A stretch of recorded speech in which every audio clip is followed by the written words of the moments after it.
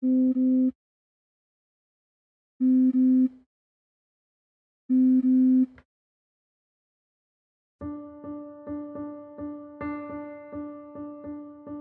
thought we could both use some change, a newer perspective to see how. In my opinion, opaque watercolors are the most underrated paint in the watercolor world.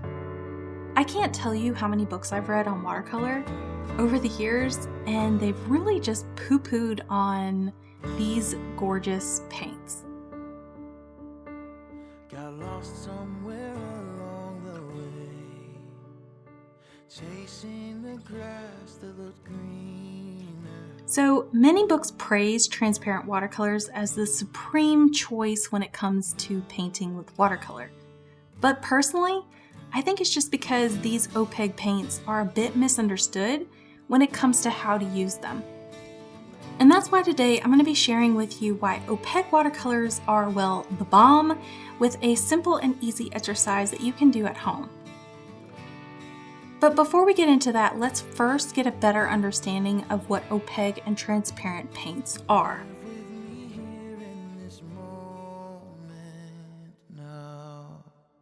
So, transparent watercolors are considered the jewels of watercolor. They are prized for their dye-like appearance on paper.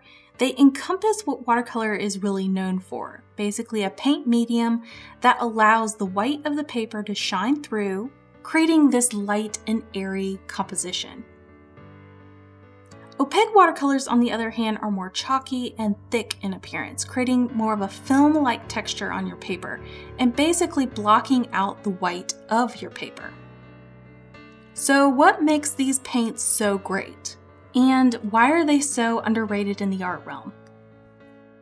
Well, did you know that transparent watercolors can actually be painted as opaque watercolors and vice versa? Opaque watercolors can be painted as transparent watercolors. This is what I like to refer to as redefining transparent and opaque. Although the paint makeup of these colors doesn't change, so basically a transparent watercolor will remain transparent and opaque will remain opaque, we can change how we use them. And this is where opaque watercolors can really shine.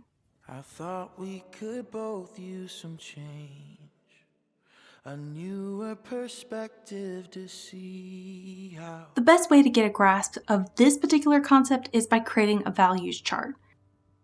Value charts allow you to paint your transparent colors rather thick or more like acrylic paint, as well as very thin or more like a pastel tie-dye.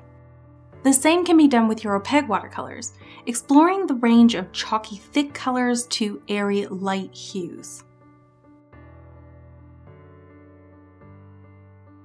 The more thick and chalky a paint is, or basically more opaque you paint it, the greater it can be used for creating form as well as depth in a painting.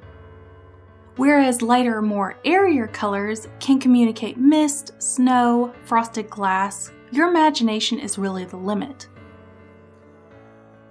Opaque watercolors really shine in this particular aspect.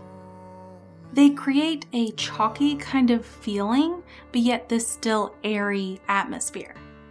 Hence the reason why I recommended mist as well as like fog or snow, frosted glass. Opaque watercolors that are painted very, very lightly actually communicate better in these particular elements than transparent ones.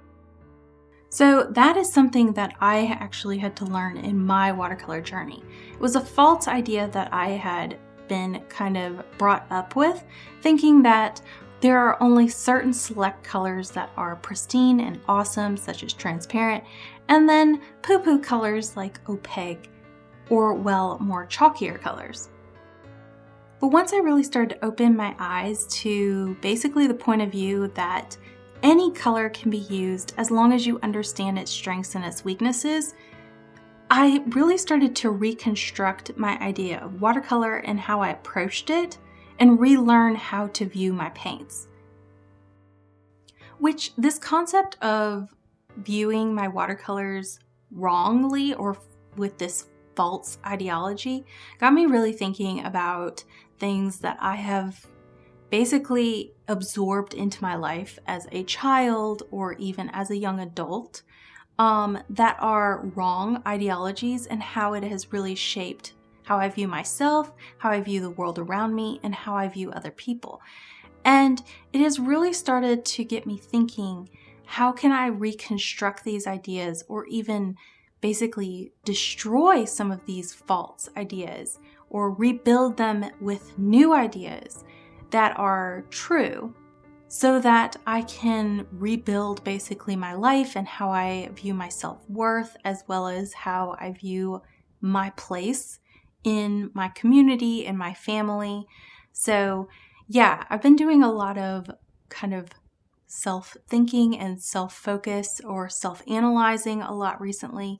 And this idea of falsehoods kind of really struck home with me recently, because I've been journaling a lot about just different things that I've learned in the past and how it was wrong. And thankfully, we have a choice where we can recorrect what we have learned in the past.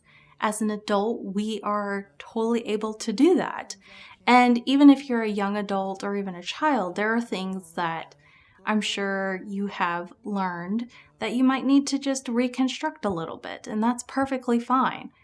Thankfully, we have choice and we can do that. It's not easy, just like kind of watercolor charts aren't easy to do. It takes a little bit of time, but in the long run, it is so much better, and it just helps you view the world in such a better light. Love has a funny way of growing for those that don't mind slowing down. Time is as fleeting as a sunset, hiding in the evening clouds.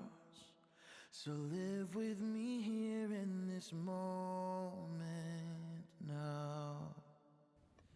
So that's something that I've actually been doing recently, and I just thought I would share that with you this week. And stay tuned for next time when I talk about more watercolor charts or watercolor tips and hacks.